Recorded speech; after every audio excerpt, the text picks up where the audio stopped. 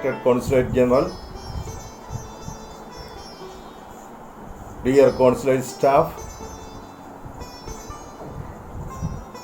and my dear brothers and sisters, I am extremely happy to be with all people.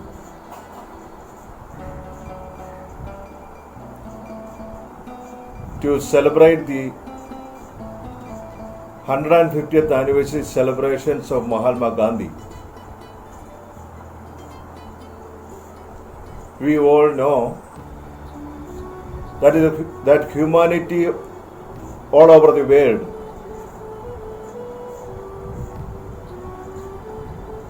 celebrating the 150th anniversary of Mahatma Gandhi for a 2-year period.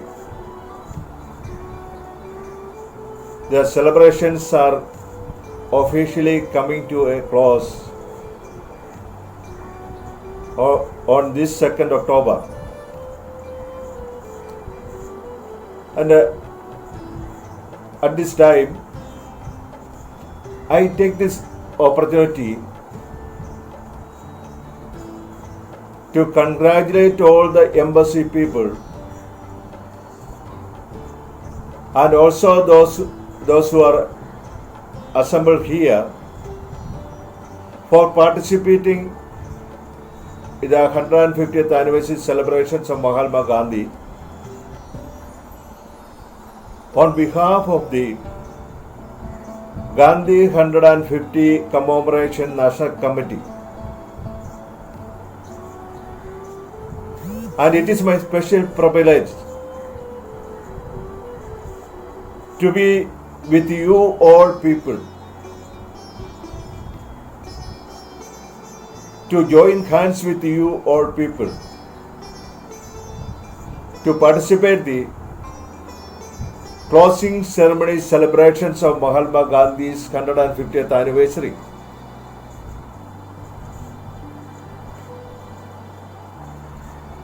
Now, let me analyze the relevance of Mahatma Gandhi and the relevance of Gandhian philosophy in the changing times or in modern times.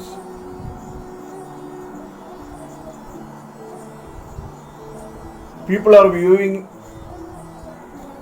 and considering Mahatma Gandhi at different levels. The people in India, in Gandhi's own homeland, they are viewing and considering Mahatma Gandhi as the father of the nation, as the architect of India's freedom, and also as an apostle of peace and non-violence.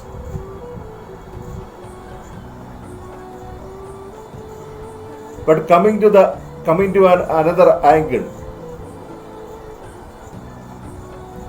those who are engaged in peace activities, they consider Gandhi and view Gandhi as the father of the modern peace movement. On the third count, the people those who are engaged in the field of ecology or environmental activities, they consider Mahatma Gandhi as the father of the modern ecological movement. On the fourth ground, the people those who are engaged in the field of modern medicines,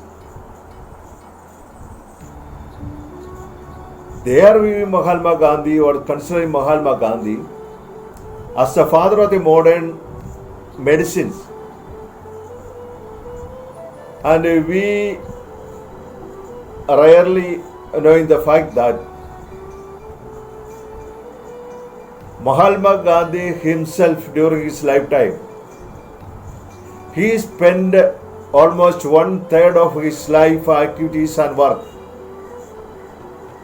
in the field of natural living and also in the field of natural doctor. While coming to the last point, the recent thinking of Mahatma Gandhi in the field of management people. The management people, that is the latest thinking. They are viewing Mahatma Gandhi as the father of the modern management practices.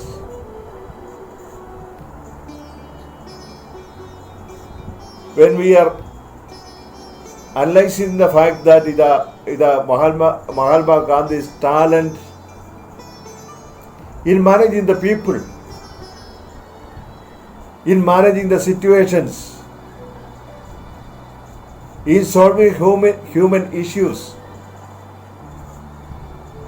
in finding out solutions for the ordinary people, and in finalizing the economic thought of his wonderful philosophy of trusteeship. So these are the different levels of viewing Mahatma Gandhi all over the world by people of different walks of life.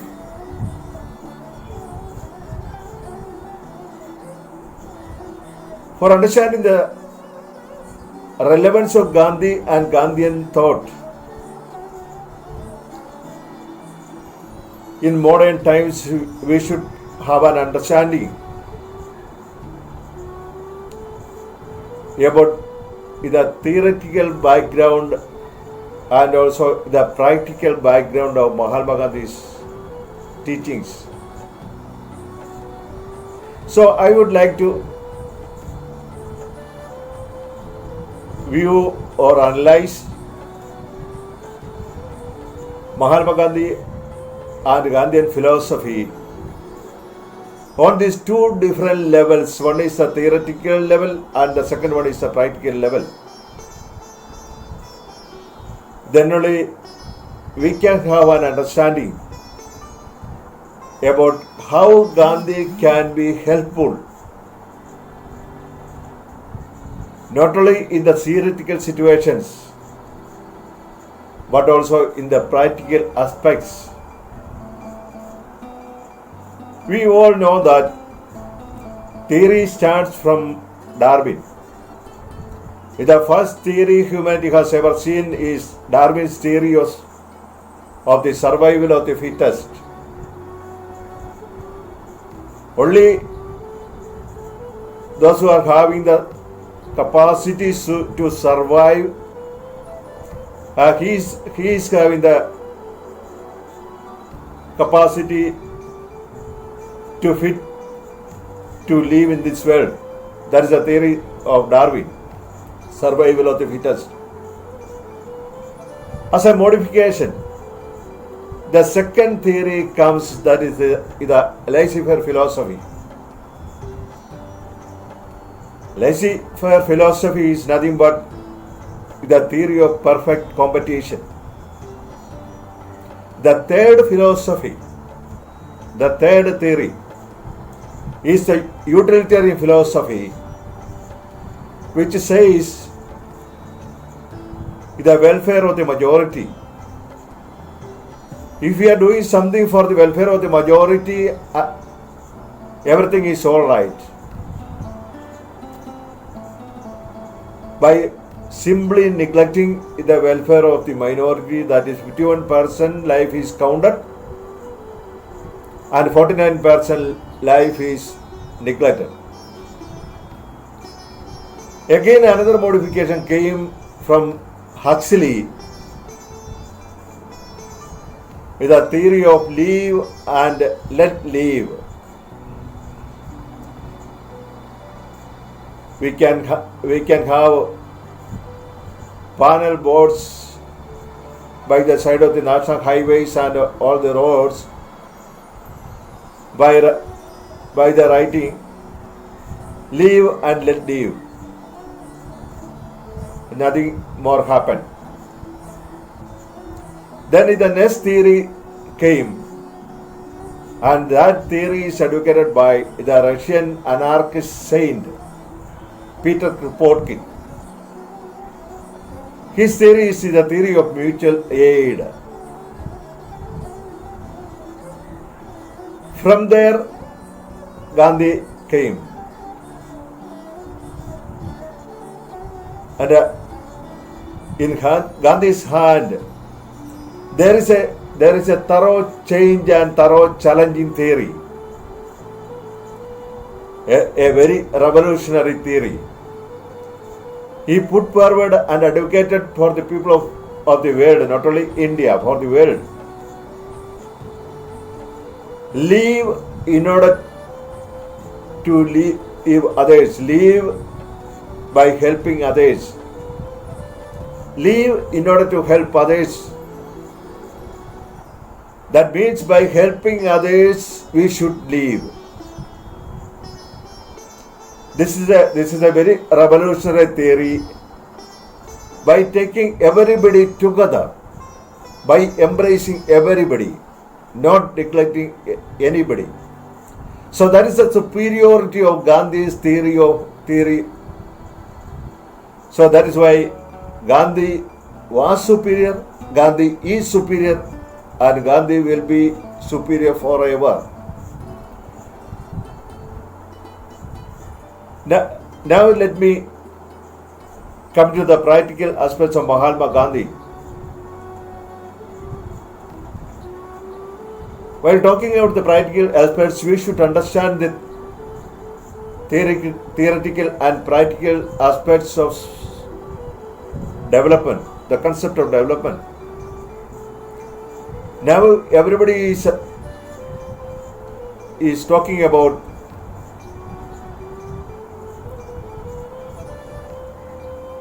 not simply development concepts, but sustainable development.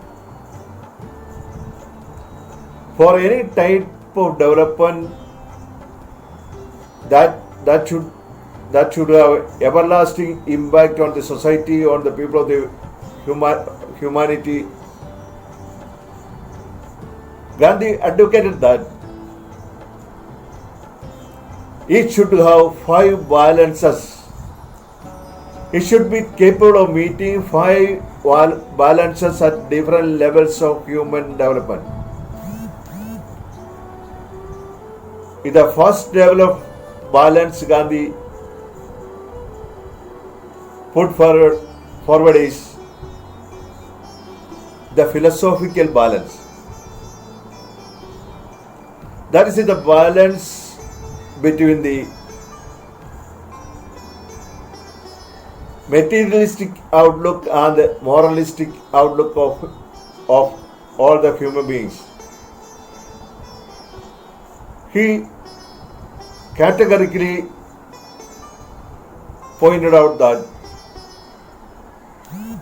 there should be a balance between the materialistic outlook and the moral outlook of each and everybody for a sustainable development. By changing the attitude to an optimum level. And the second development condition in the Gandhian theory of development is the structural balance. Structural balance is nothing but the balance between the cities and the rural villages. There should be a harmonious balance between the cities, the big cities, and the rural villages. Then only the development program should be sustainable, would become sustainable. On the third ground, the ecological balance. The balance between man and ecology. And the fourth ground is the technological balance. The balance between the big technology that we have employed and the small technologies that the rural people utilizing. So there should be a balance between these two things, the big technology and the small technology, that is appropriate technology. On the fifth ground, it is a distribution balance. The balance between the distribution of wealth to the people of all society, to the people of the all society in a judicious manner. And for that purpose, Gandhi put forward the theory of trusteeship, is a revolutionary concept in the management principles. Through the theory of trusteeship, Gandhi advocated that the owners of the property, they can continue to enjoy as an owner of the property. There is no liquidation at all. There is no confiscation at all. And there is no progressive taxation at all. They can continue, and they are having the privilege of meeting their genuine needs, not for meeting the wants. The rest of the property they should utilize for the welfare of the people, the welfare of all the people living around. So, the rich man, the capitalist, he continues to be the capitalist. At the same time, he is having the responsibility to safeguard the welfare of the people of the society. So these are the 5 conditions Gandhi advocated for the welfare of the society, for a harmonious development process. Then only there will be sustainability in our developmental activities. By understanding the situation all over the world,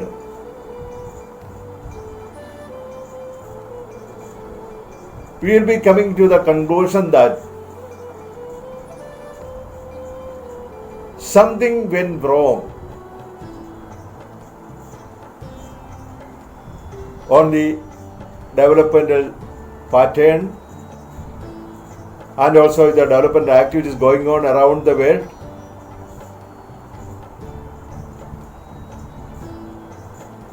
And now we should arise 3 questions on this ground. The first question is, what for development? What is the purpose of development? The second question is, whom for the development? The third one is, how the development is going on? What for? Why for? And how? If we are getting a justifiable answer for all these questions, then we will be approaching the sustainable development path. Otherwise, everything will be going on a wrong track and wrong path. That is what happened in all the countries all over the world.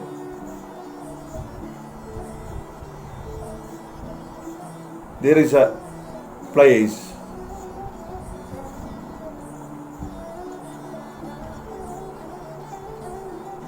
where Gandhi advocated the principle of Swadeshi.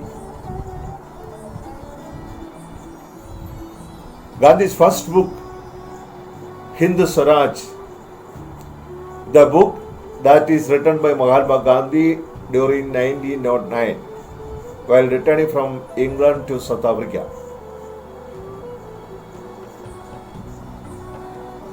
Sitting on the ship. That's the only book Gandhi wrote in a 100% completing form in one sitting. All the other books that we are seeing is compilation of Gandhi's writing, speeches and this type of things. And in Hindu Swaraj, the central point is Swaraj, self-rule. And the second point is the way to Swaraj, or the weapon that is going to be used for getting Swaraj. And on that point, Gandhi used the technique of Satyagraha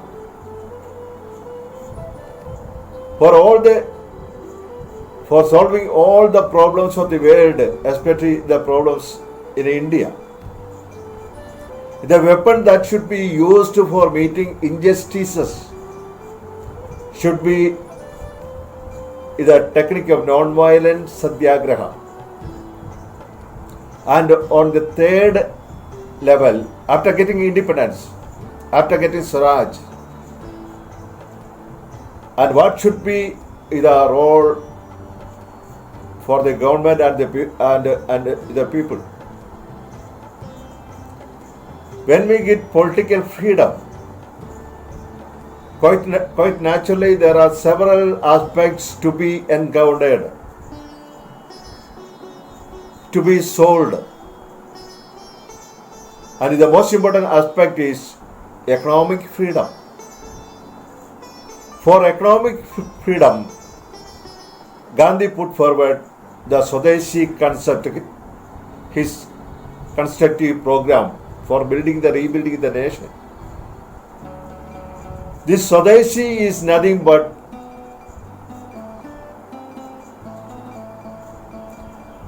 whatever products, whatever things that can be produced by individuals by sitting in their own homes, by utilizing their own resources. So each and everybody to a certain level, he started producing their own essential needs and they are on their way for getting self-sufficiency.